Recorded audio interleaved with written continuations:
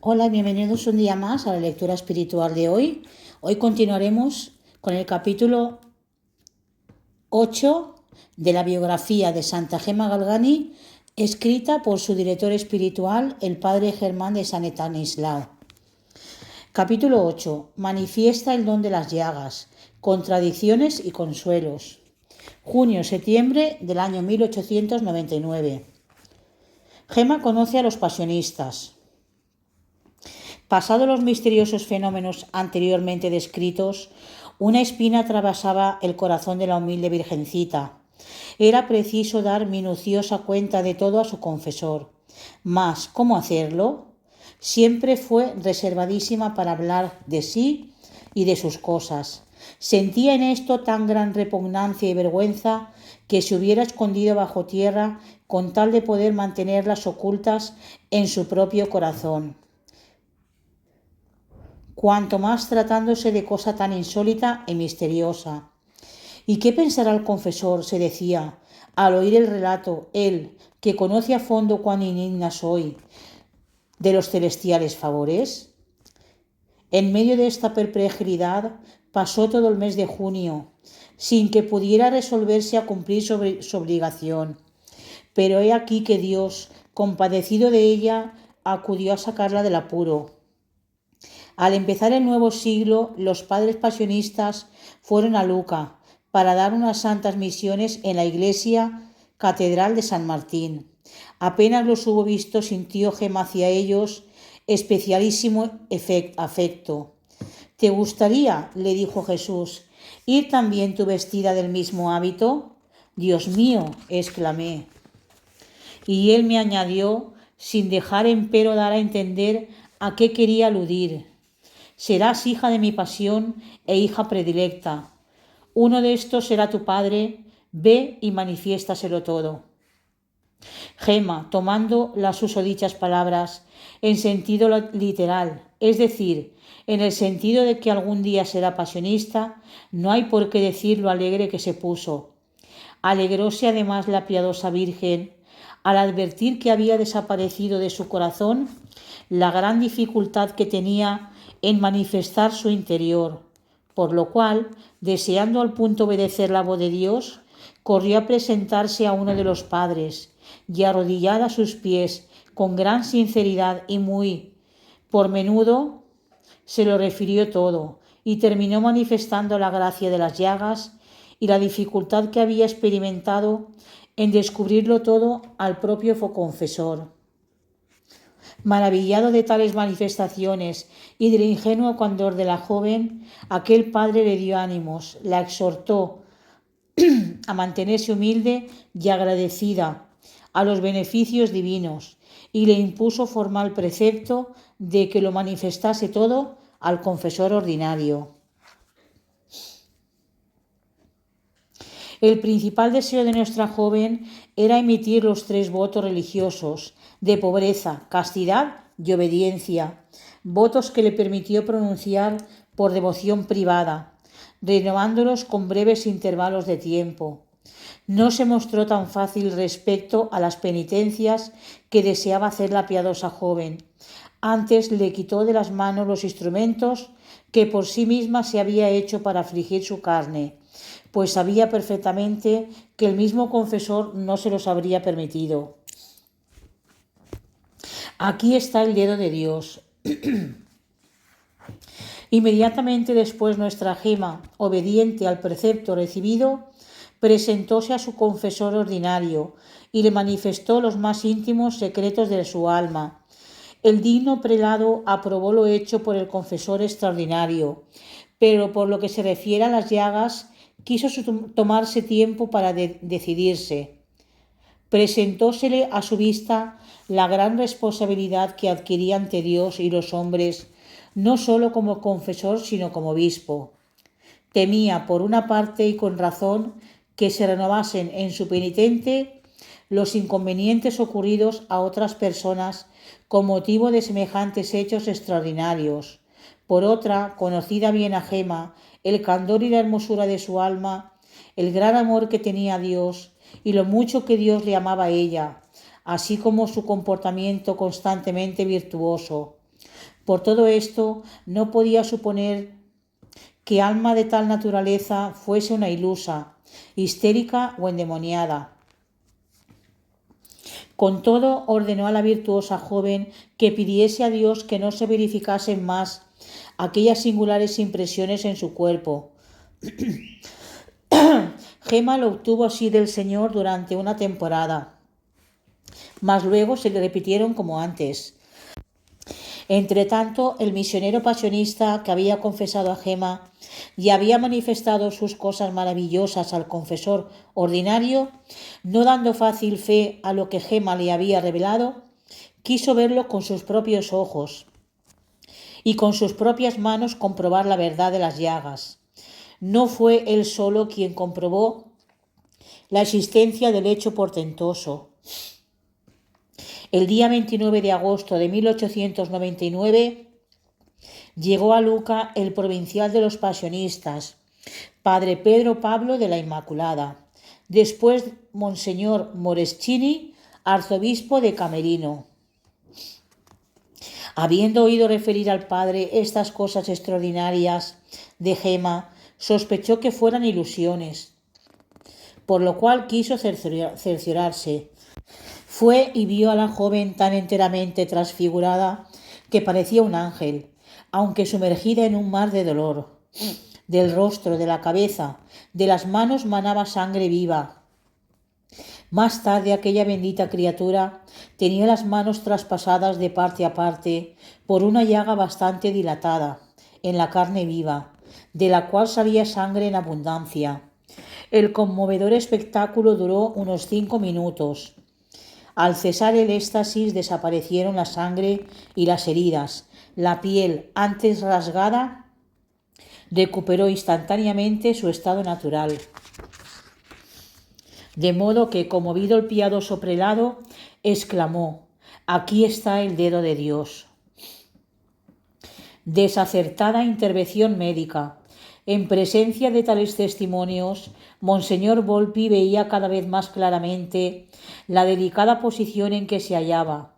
Deseoso de obrar con la mayor prudencia y reserva, quiso que un excelente médico de toda su confianza y tan piadoso como docto comprobase las llagas de Gema. Nada se dijo a la santa doncella, mas Dios mismo la previno de lo que intentaba hacerse. En efecto, Gema escribía a su confesor: «Ayer tarde me dijo Jesús que le dijese: di a tu confesor que cualquiera señal que desee de mí se la daré, con tal que se halle solo. Esté cierto de que no es una enfermedad como lo han creído». Esto, no obstante, manteniendo su decisión, advirtió Monseñor a la madre adoptiva de Gema que el viernes siguiente se presentarían en casa, él y el médico. El día 8 de septiembre de 1899, fiesta de la Natividad de la Santísima Virgen, que cayó precisamente en viernes, a eso de las 10 de la mañana, se retiró Gema a su aposento y entró en éxtasis. Vuelta al uso de sus sentidos, hacia las 11 escribió a Monseñor diciéndole que dado caso que quisiera ir, fuese solo sin llevar a nadie consigo, porque Jesús no se complacería en ello y no permitiría ver cosa alguna, pero que hiciese lo que creyese oportuno, pues ella quedaría contenta de todos modos. A la 1 de la tarde volvió Gema a entrar en su aposento y cayó de nuevo en éxtasis. Al poco tiempo, entrando su madre adoptiva, la halló con la frente manando sangre y las manos abiertas, con las llagas, de las cuales brotaba sangre. Además de doña Cecilia Giannini, la vieron en ese estado con el acostumbrado respeto religioso don Mateo Giannini, su consorte, doña Justina, y no sé si alguien más de la familia. Hacia las 2 llegó Monseñor con el médico. Este tomó un pañuelo, lo empapó en agua y lavó con él la cabeza y las manos de Gema. Súbitamente desapareció la sangre y la piel se mostró sin cicatrices, rasguños ni punzadas, como si nunca hubiera habido laceración en ella. Imagínense, lector, cómo quedaron todos. Así Dios, que es admirable en sus caminos, permitiendo que fracasase esta prueba de la ciencia humana, no le consintió que juzgase de las obras más elevadas, que se digna obrar en el orden sobrenatural para avivar la fe de los hombres. Santa Gema, en su biografía, dice con su ingenua sencillez: el confesor, obró conforme a su dictamen, mas las cosas sucedieron como Jesús había predicho. Y en la misma tarde escribió al prelado: si hubiera estado solo, Jesús lo hubiera dejado convencido. Ayer por la tarde me anunció Jesús que hoy vendría usted. Se reproduce el fenómeno. Durante todo el tiempo de la visita, Gema, que estuvo constantemente en éxtasis, no advirtió cosa alguna. Vuelta al uso de los sentidos, observó en los individuos de la familia cierto cambio, pues quedaron desconcertados, mortificados y confusos. Su madre adoptiva, para distraerse en parte para hablar con Gema, la invitó a salir. En la puerta le dijo Gema: ¿me llevo un ratito con Jesús? Tengo necesidad de Jesús. Consintiendo, la buena señora la acompañó hasta una remota iglesia llamada de San Simón. Después de cerca de una hora de devota visita al Santísimo Sacramento, fuera ya de la iglesia, le dijo Gema: tengo que decirle una cosa, pero me da mucha vergüenza. Animada a hablar, le enseñó las manos abiertas, chorreando sangre, como en los demás viernes. Pensó la piadosa señora hacer que le viese Monseñor Volpi en aquel estado, y en efecto, a él la condujo una buena mujer, Palmira Valenti. Monseñor vio con sus propios ojos no solo la sangre, sino las pequeñas heridas de las manos de donde aquella manaba. El prudente prelado, por no exponer a la joven al menor peligro de vanidad, no mostró asombro de ninguna especie. Se limitó a observar las manos de Gema y se apresuró a despedirla cariñosamente, sin dar importancia alguna a lo que había visto. De tal modo atenuó el Señor en su misericordia la humillación de su sierva y dio en alguna manera nuevos ánimos a su confesor y a los demás que habían asistido a la infructuosa visita del médico. Jesús la consuela. Desde el día en que tuvo lugar dicha visita, empezó, según expresión de la misma Gema, una vida nueva, es decir, vida de largo y prolongado martirio. El buen confesor, que como los demás de la casa Giannini había experimentado una fuerte turbación, no compensaba con lo que luego había visto con sus propios ojos. Creyó que debía renovar a Gema la prohibición de todas las manifestaciones externas del extraordinario fenómeno. La angelical doncella, que sabía por el mismo Jesús las dudas e incertidumbres de su padre espiritual, sentíase afligida, si bien en su corazón se gozaba de lo que ella llamaba la humillación más hermosa que me da el buen Jesús. Con todo, no podía menos de sentir amargura al pensar en el estado de ánimo de aquel a quien amaba y a quien desde niña veneraba más que a un padre. Empero el piadoso Señor se apresuró a consolar a su sierva y al propio tiempo a socorrerla en su ansiedad de espíritu. Hija, le dijo, en tus dudas y aflicciones, en tu adversidad, de todos te acuerdas menos de mí. A todos recurres para tener alivio y consuelo menos a mí. Bastaron en efecto estas palabras que Gema entendió perfectamente para devolver la paz a su corazón afligido y acabar de desherirlo de todo humano sentimiento, para inducirla a entregarse confiadamente a su Dios. Testimonio de excepción. Entretanto dispuso Dios que algún tiempo después de la vista del médico volviesen a Luca los padres Cayetano y Pedro Pablo. Ambos pudieron observar varias veces no solo las llagas, sino también las maravillas obradas por Dios en su sierva, y convencerse de ellas y dejarnos un testimonio muy autorizado de las maravillas de la gracia. El padre Pedro Pablo ha descrito minuciosamente las conmovedoras escenas a que tuvo la suerte de asistir, las felices impresiones que sacó de ellas y la virtud que le fue dada admirar en aquella privilegiada criatura. Varias veces concluye: he conferenciado con Gema, la he oído en confesión general, completada 3 veces. Tanto era el cuidado con que quería hacerla.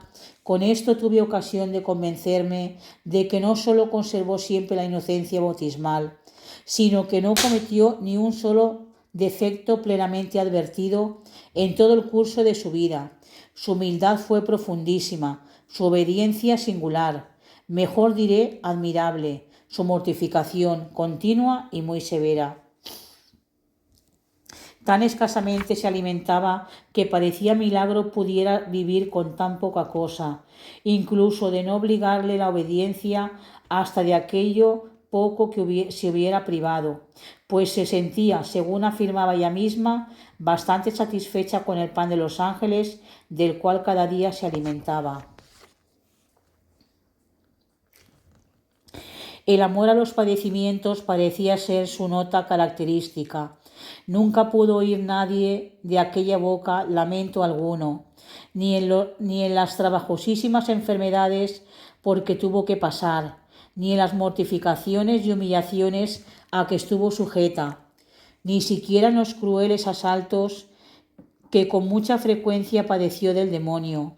La continua memoria que tenía de Jesús crucificado la estimulaba a padecer siempre. No quería otra cosa que padecer, y lo que padecía era siempre poco para ella. Por esto creo firmemente que del Dios a quien ella tanto amaba y servía procederían los extraños ordinarios, procederían los extraordinarios fenómenos que en ella hemos admirado. Ahora bien, ¿quién se resistiría a creer el importantísimo testimonio de tan esclarecido religioso, conocido y estimado en Italia por su doctrina, celo y prudencia en el gobierno, en la dirección de las almas y en el ministerio apostólico, el cual, por sus raras cualidades, después de haber gobernado como superior general la congregación de los pasionistas, recibió del santo pontífice Pío X encargo de visitar 12 importantes diócesis y por fin fue ensalzado a la ilustre sede metropolitana de Camerino? Cuán bueno es el Señor con los que le temen y cuán verdadera aquellas palabras del Salmo: arroja en el seno del Señor tus ansiedades y Él te sostendrá. Hasta aquí el capítulo de hoy. Ha sido muy bonito. Continuaremos el próximo día con el capítulo 9, participando en la Pasión de Cristo. Ave María Purísima, sin pecado concebida. En el nombre del Padre, del Hijo y del Espíritu Santo. Amén.